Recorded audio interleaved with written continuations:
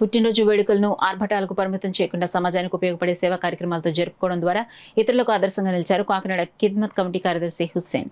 ఆయన జన్మదినాన్ని పురస్కరించుకునే కేకులపాలెం rainbow children's హోంలో చిన్నారుల మధ్య ఆప్యాయ వాతావరణంలో వేడుకలు నిర్వహించారు. ఈ సందర్భంగా హోంలో చిన్నారులతో కలిసి కేక్ కట్ చేసి అనంతరం వారికి రుచికరమైన భోజనాన్ని ఏర్పాటు చేశారు. చిన్నారులతో గడిపిన క్షణాలందరినీ భావోద్వేగానికి గురిచేశారు. పిల్లల ముఖాల్లో చిరునవ్వులు విరించడం ద్వారా జన్మదిన వేడుకలు మరింత అర్థవంతమైన రూపాన్ని తీసుకొచ్చారు. ఈ కార్యక్రమంలో కాకినాడ ఖిద్మత్ కమిటీ సభ్యులు అలీం, అజహర్, అరీఫ్, శ్రీను పాల్గొని చిన్నారులతో ఆప్యాయంగా మమేకమయ్యారు.